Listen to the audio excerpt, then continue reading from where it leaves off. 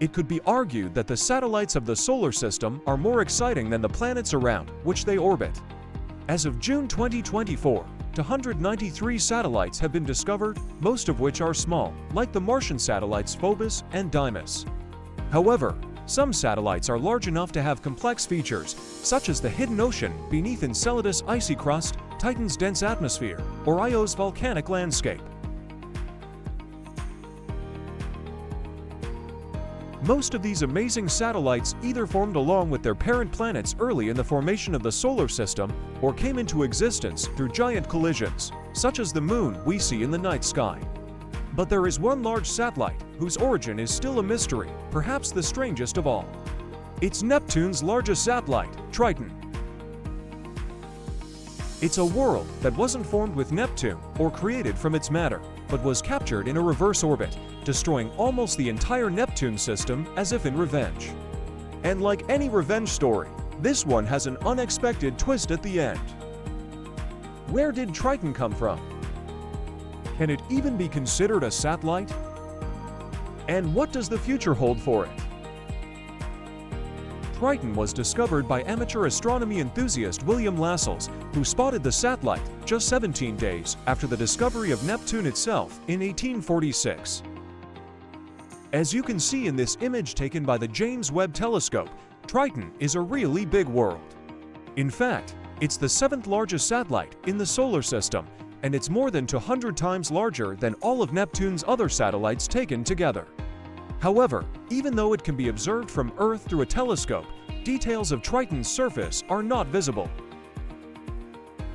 It wasn't until 1989 that we got the first detailed image of this mysterious moon, when the Voyager 2 spacecraft flew past, completing its historic grand tour of the outer solar system. Voyager 2 took images that amazed astronomers. It turned out that Triton, billions of kilometers from the Sun, was active.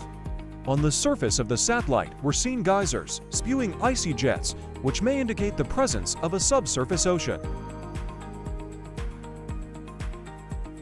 Although Triton's surface is extremely cold, reaching minus 235 degrees Celsius, 391 degrees Fahrenheit, liquid water may flow beneath its frozen crust.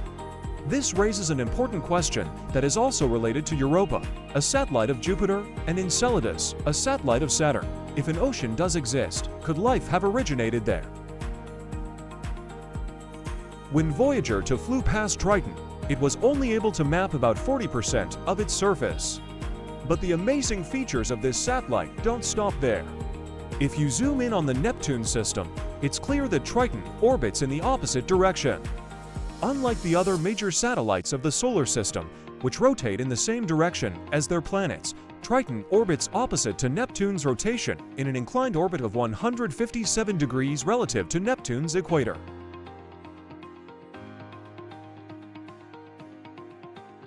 This unusual orbity retrograde indicates that Triton has a very different history from the usual satellites of the solar system.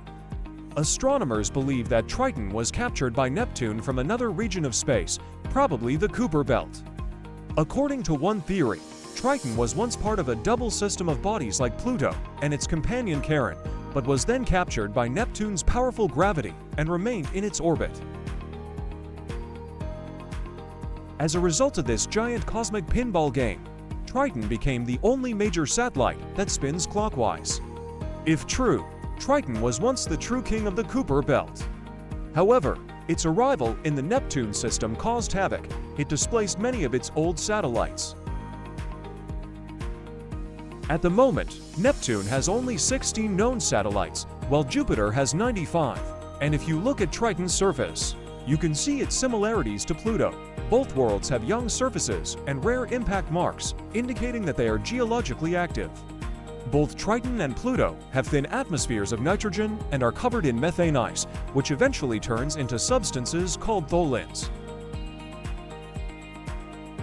So, although Triton is now the 7th largest satellite in the solar system, it may once have been the true king of the Kuiper Belt. But despite its current status, Triton's future is clouded. Its unique orbit is slowly bringing it closer to Neptune, and in about 3.6 billion years, Triton will cross the Roche boundary, the point beyond which Neptune's gravity will tear it apart, turning it into a ring around the planet. So the story of Triton and Neptune is an ongoing battle in which Neptune seems likely to emerge victorious, destroying Triton and adorning itself with its remains in the form of a ring similar to Saturn's rings. I hope you enjoyed this video. If so, don't forget to give it a like and subscribe to the channel so you don't miss new episodes. Thanks for watching and see you soon.